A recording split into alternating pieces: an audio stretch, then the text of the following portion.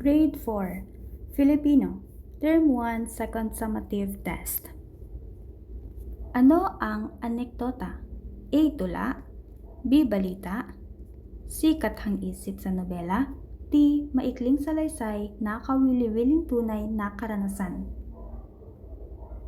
Ang tamang sagot ay letter D. Maikling salaysay na kawili-wiling tunay na karanasan. Ano ang kahulugan ng layon ng isang teksto? A. Paksa, B. Tauhan, C. Nais makamit, D. Kaisipang sumusuporta sa teksto. Ang tamang sagot ay letter C. Nais makamit. Ano ang ibig sabihin ng simbolong nagpapakita ng gripo at dalawang kamay?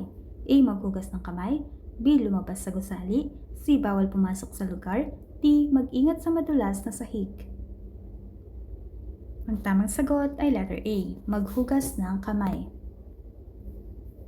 Alin ang angkop na pagbati sa guro sa unang araw ng klase? A. Hoy, B. Magandang umaga po guro, C. Kumusta ka kaibigan kong guro, D. Uy, ikaw pala ang magtuturo sa amin. Ang tamang sagot ay letter B. Magandang umaga po guro. Alin ang mahalagang katangian ng isang anekdota? A. May tugma, B. May datos, C. Nagbibigay ng mga utos, D. Hango sa tunay at kawili-wiling karanasan. Ang tamang sagot ay letter D. Hango sa tunay at kawili-wiling karanasan. Ano ang karaniwang ipinahihiwatig ng pulang bilog na may pahilis na guhit? A. Bawal, B. Babala, C. Paalala, D. Daan ang maaaring gamitin. Ang tamang sagot ay letter A. Bawal. Anong kayarian ng tekstong impormatibo ang gumagamit ng mga salitang una, ikalawa, at ikatlo? A. Pag-iisa-isa, B. Paglalarawan, C. Pagsasalaysay, D. Paghahambing at pagkokontrast. Ang tamang sagot ay letter A. Pag-iisa-isa. Bakit gumagamit ng bilang o panandang salita sa tekstong pag-iisa-isa? A. Para humaba, B. Para gumanda, C. Para maging malabo, D. Para maging maayos at madaling sundan ang mga ideya. Ang tamang sagot ay letter D. Para maging maayos at madaling sundan ang mga ideya. Ang pahayag na ang lindol ay pagyanig ng lupa ay isang blank. A. Haka, B. Layon, C. Katotohanan, D. Personal na opinyon. Ang tamang sagot ay letter C. Katotohanan. Ano ang pangunahing paksa ng tekstong naglalahad ng mga dapat gawin bago, habang at pagkatapos ng lindol? A. Lindol, B. Paghahanda sa lindol, C. Mga pinsala ng lindol, D. Mga uri ng sakuna sa Pilipinas. Ang tamang sagot ay letter B. Paghahanda sa lindol. Alin ang pansuportang detalye para sa paksang paghahanda sa lindol? A. Lindol, B. Kaligtasan, C. Maghanda ng emergency kit, D. Maraming uri ng sakuna sa bansa. Ang tamang sagot ay letter C. Maghanda ng emergency kit. Alin ang pinakamahusay na buod ng tekstong tungkol sa paghahanda sa lindol? A. May lindol, B. Nagdudulot ng takot ng lindol, C. Maraming bagay ang maaaring masira sa lindol, D. Dapat maghanda, manatiling kalmado at sumunod sa mga tuntunin sa kaligtasan kapag may lindol. Ang tamang sagot ay letter D.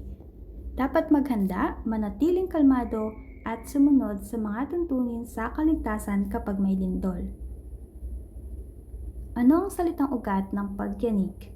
A. Yanig, B. Pagyanig, C. Nagyanig, D. Pagyanigin. Ang tamang sagot ay letter A. Yanig. Ano ang panlaping ginagamit o ginamit sa salitang maghanda? A. An, B. Mag, C. Pag, D. Pinaka. Ang tamang sagot ay letter B. Mag. Anong pangatnig ang angkop? Malakas ang ulan. Blank, binaha ang mababang lugar. A at, B o, C kaya, D subalit. Ang tamang sagot ay letter C, kaya. Malakas ang ulan, kaya binaha ang mababang lugar. Anong pangatnig ang angkop? Nagsanay siyang mabuti. Blank, nanalo siya sa paligsahan. Ang tamang sagot ay letter B, kaya. Nagsanay siyang mabuti, kaya nanalo siya sa paligsahan. Saang bahagi ng liham pangkaibigan nakasulat ang tirahan at petsa? A. Lagda, B. Katawan, C. Pamuhatan, D. Bating panimula. Ang tamang sagot ay letter C. Pamuhatan. Saang bahagi ng liham pangkaibigan nakasulat ang pangunahing mensahe ng sulat or sumulat? A. Lagda, B. Katawan, C. Pamuhatan, D. Bating pangwakas. Ang tamang sagot ay letter B. Katawan. Anong bahagi ng liham ang nagmamahal? A. Lagda, B. Katawan, C. Pamuhatan, D. Bating pangwakas. Ang tamang sagot ay letter D. Bating pangwakas. Anong pangatnig ang angkop sa liham paanyaya? Inanyayahan kitang dumalo, blank, makapaghanda tayo ng sama-sama. A. Upang, B. Dahil, C. Subalit, D. Samantala. Ang tamang sagot ay letter A. Upang. Inaanyayahan kitang dumalo upang makapaghanda tayo ng sama-sama.